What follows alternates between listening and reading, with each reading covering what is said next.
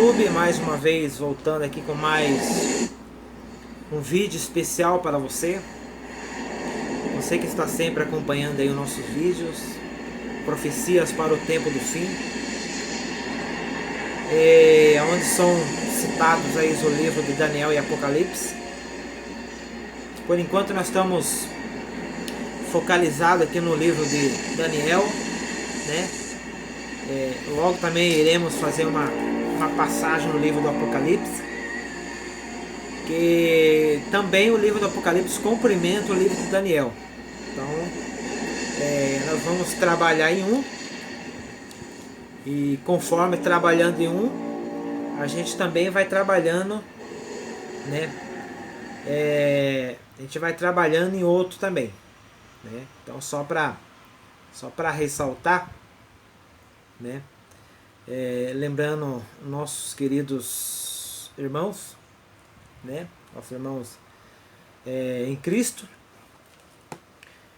Então, a semana passada nós estudamos sobre o fim das 70 semanas, né?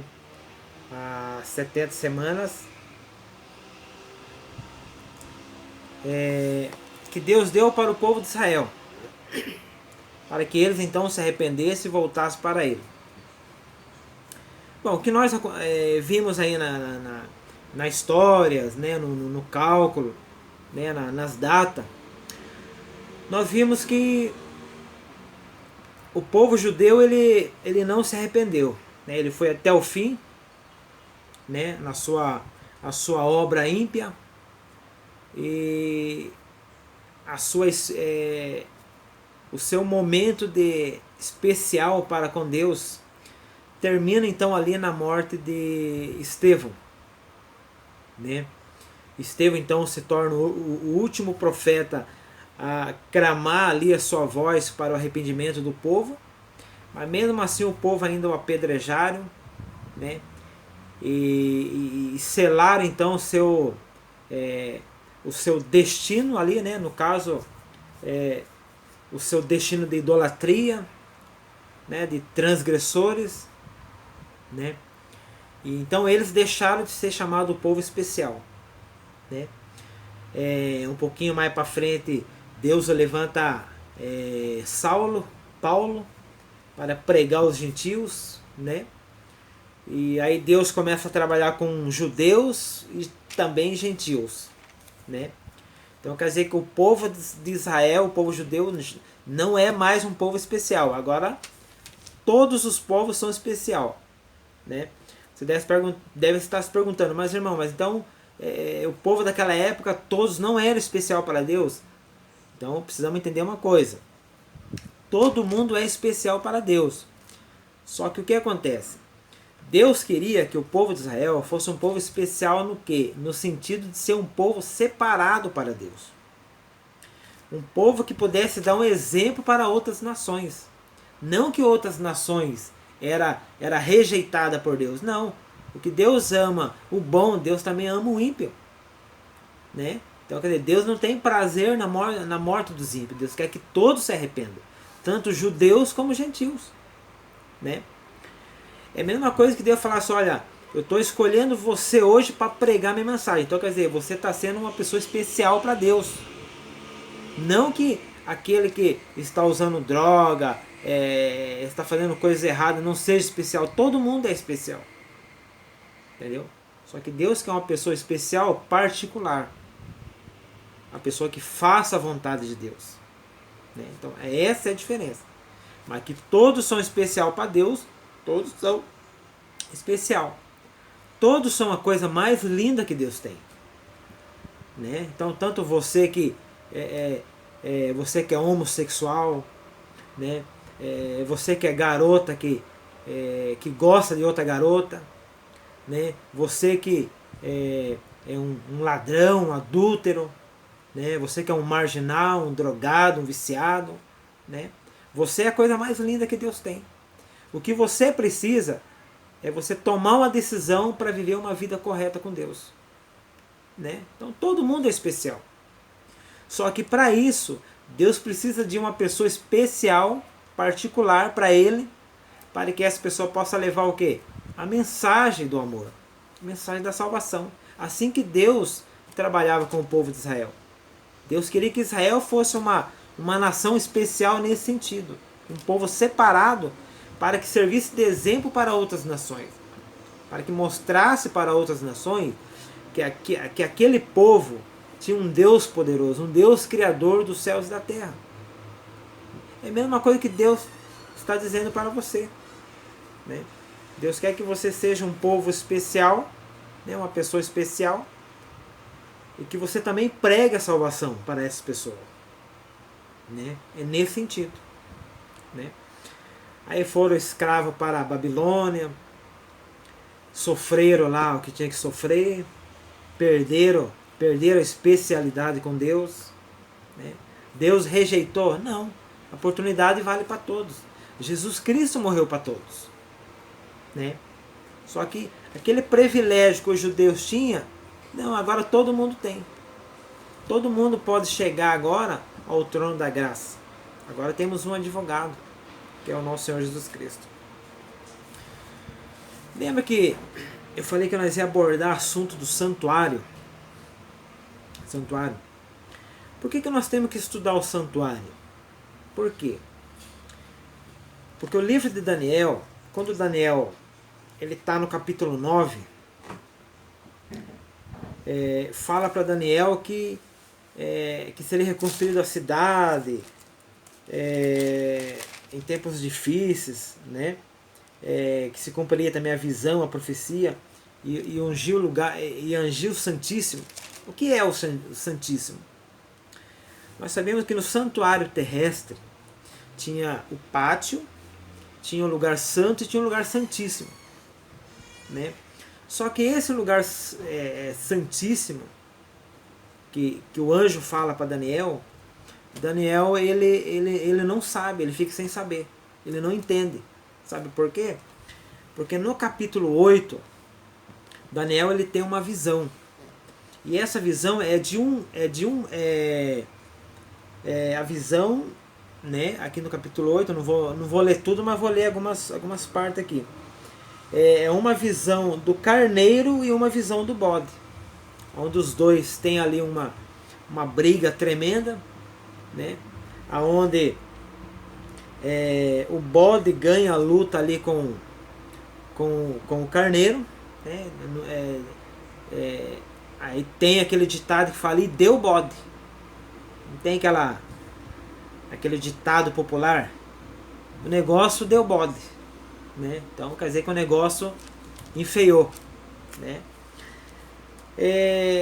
Só que aqui no capítulo 8, versos 20, Daniel, fala que esses dois bodes, esse carneiro e o bode, são dois reinos.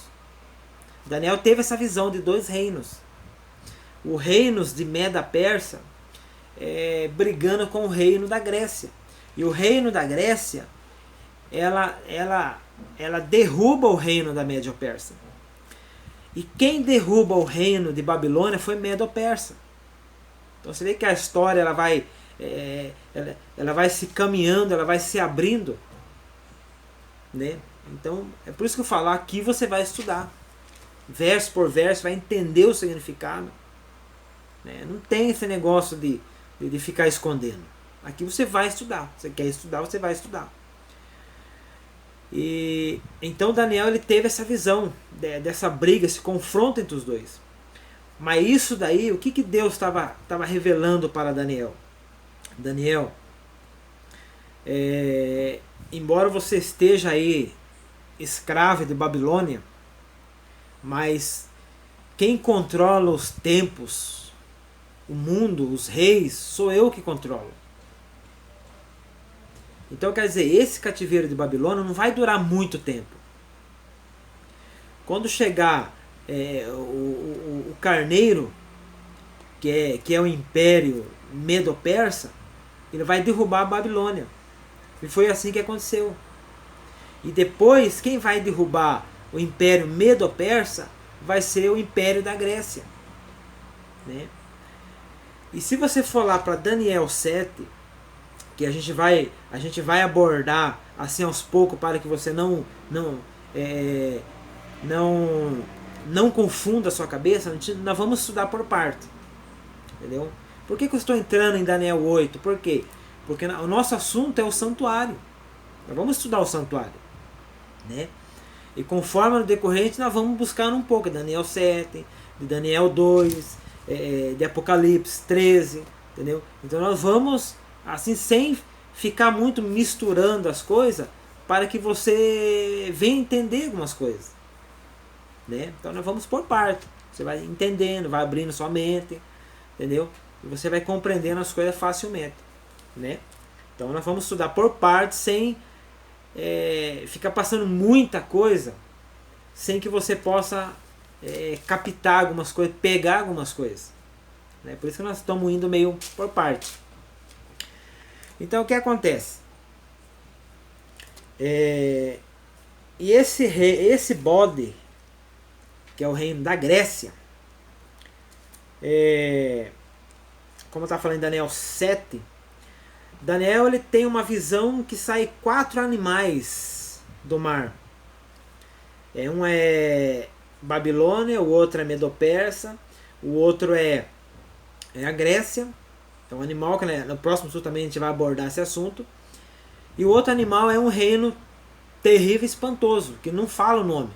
Mas pela história, pela contagem da história, pelas datas, nós sabemos que o último império que surgiu depois da Grécia, depois do bode aqui, que eu falei que deu bode, entendeu? E o próximo reino que veio depois da Grécia foi o reino de Roma, foi o Império Romano. O Império Romano que dominou a época. Por quê?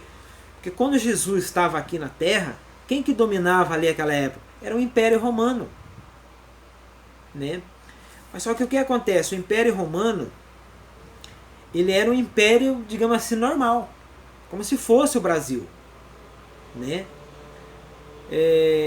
Tipo assim, os judeus podiam ter sua crença, os fariseus podiam ter sua crença. É igual hoje o Brasil. O Brasil tem o governo, mas somos livres para adorar quem nós quisermos, né? Só que a Bíblia fala que desse império de Babilônia, desse império romano, vai surgir um rei que vai mudar a sua rota de governo. Em vez de ser um governo político, ele também vai ditar um governo religioso. Entendeu? Então quer dizer, é um governo que ao mesmo tempo ele vai ser político e ao mesmo tempo ele vai o quê? Ele vai perseguir a igreja. Ele vai perseguir o povo de Deus. Então quer dizer, ele além de ser um governo político, ele vai fazer o quê? Ele vai mexer com as coisas de Deus, as coisas santas de Deus, né? Então como nós vamos ver aqui, ó, capítulo 8, verso 11, diz assim, ó, verso 11, ó, diz assim, isso já é o carneiro, né? Isso já é o bode, né? Como deu bode aqui no estudo. Ó, diz que cresceu tanto, chegou a desafiar o príncipe do exército. Quem que é príncipe? Jesus. Suprimiu o sacrifício diário oferecido ao príncipe e o local do santuário foi destruído. Por causa da rebelião, o exército dos santos e o sacrifício foram dados ao chifre. Ele tinha êxito em tudo que fazia e a verdade foi lançada por terra. Então quer dizer, esse reino aqui, ele iria mexer com as coisas de Deus, inclusive no santuário, né? Então quer dizer que a doutrina pura do evangelho que Cristo deixou, ele iria transformar essa doutrina o quê? Em doutrina adulterada. Ele iria mudar os costumes da igreja para os costumes pagãos. Então ele iria misturar, ele iria trazer abominação para dentro do santuário, né? Então por isso que é bom estudar sobre essa questão. Por quê? Por que é bom estudar? Irmãos, esses 4 reinos que Daniel teve a visão, do chifre, dos 4 animais, do chifre que vai vir, vai mexer com as coisas santas de Deus, vai jogar por terra as verdades. Irmão, esse reino, ele só será destruído quando Jesus voltar. Então, por isso que é bom a gente prestar atenção. Por quê? Porque nós estamos vivendo o quê? Nós estamos vivendo no último período desse reino. Logo, Jesus está vindo para destruir. Se você ler aqui Daniel, Daniel 8:23, veja o que diz aqui sobre ele.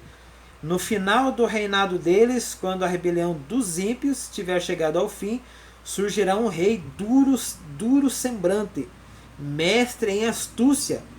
Ele se tornará muito forte, mas não pelo próprio poder. Provocará devastações terríveis e será bem sucedido em tudo no que fizer. Destruirá os homens poderosos e o povo santo, né? Com o intuito de prosperar. Ele enganará muitos e se considerará superior aos outros. Destruirá muitos que neles confiam e se insurgirá contra o príncipe dos príncipes. Apesar disso, ele será destruído não pelo poder dos homens, né? Então quer dizer, ele vai ser destruído não por poder dos homens. Que poder é esse que vai destruir esse rei, esse mesmo segmento do Império Romano?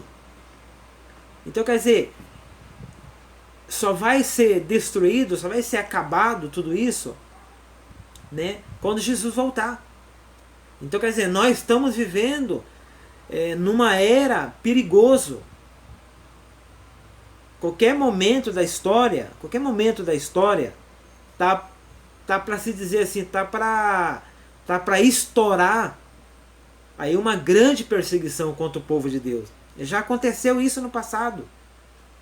Já aconteceu na época de Cristo, a época da Revolução Francesa. As Bíblias foram queimadas, foram perseguidos, né?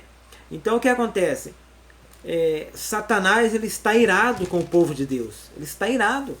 Ele quer destruir o povo de Deus, né? Se você for lá em Apocalipse 12:17, você vê que o dragão ele perseguiu a mulher e depois foi perseguir o quê? O restante da sua descendência, os que guardam os mandamentos de Deus.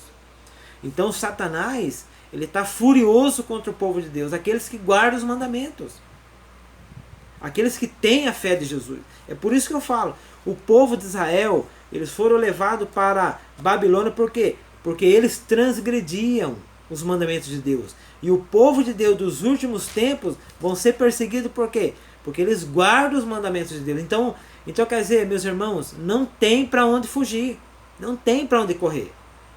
Ou nós guardamos os mandamentos de Deus e estamos dispostos a fazer a vontade de Deus, ou nós não estamos.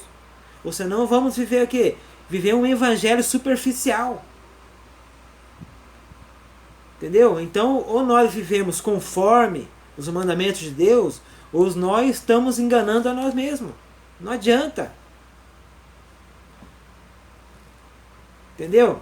A grande questão dessa perseguição, o que é, meus amados?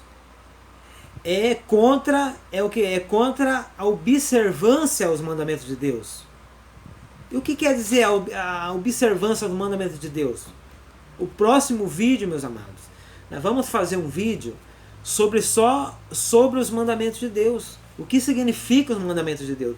Por que o diabo tem tanta ira, tanta fúria contra os guardadores dos mandamentos? Por quê?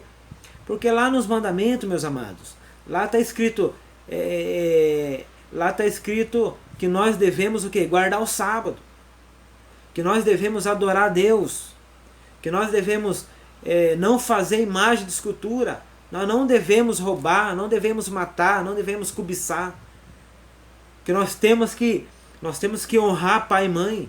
É isso que está escrito lá. E o diabo está furioso por quê? Porque esse povo guarda os mandamentos de Deus. Está lá, Apocalipse 12:17. Então não tem para onde correr, não tem para onde fugir.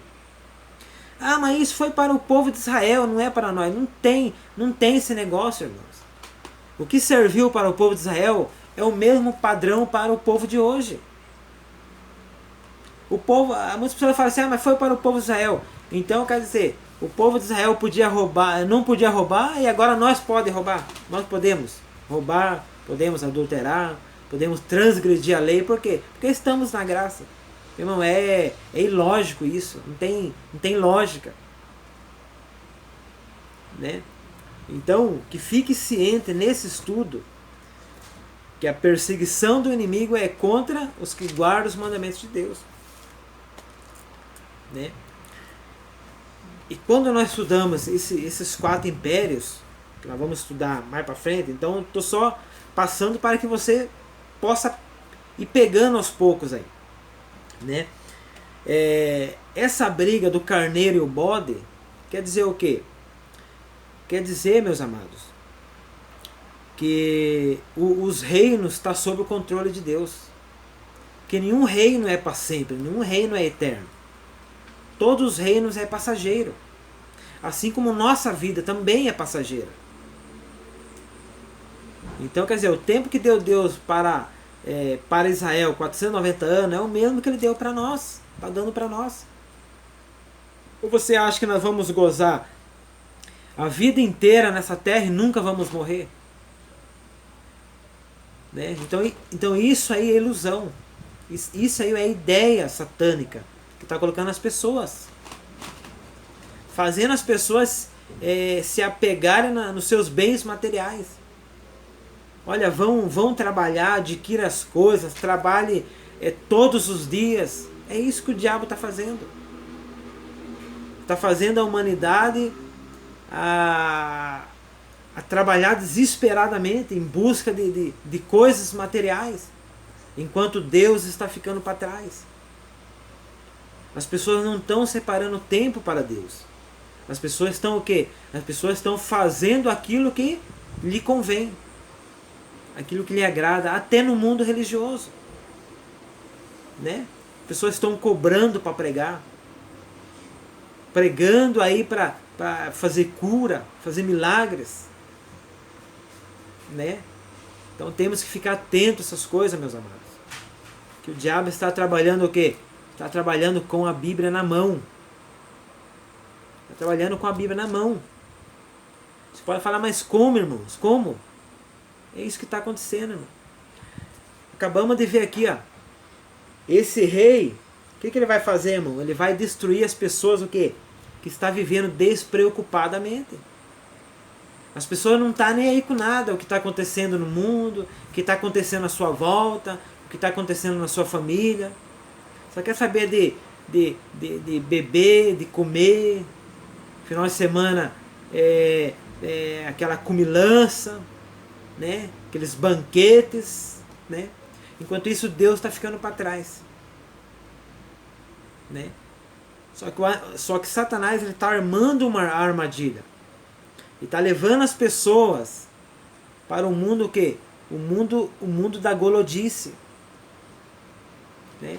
Quanto mais a pessoa come certas coisas, quanto mais ela sente a necessidade de comer. Aquele desespero de comer. Né? É pecado comer? Não, não é pecado, meus amados. Né? Mas temos que saber o que comer. Saber o que estamos contraindo ao nosso corpo, saber o que estamos ouvindo, falando, conversando, né? Temos que saber o que está acontecendo à nossa volta. Por quê? Porque muitas pessoas estão vivendo o quê? Estão vivendo despreocupadamente. E é isso que está acontecendo. E muitos não estão sabendo, né? O que está acontecendo à sua volta, né? E muitos estão sendo pegos de surpresa porque não sabem o que está acontecendo, entendeu? Aí vão na igreja por uma semana, né? E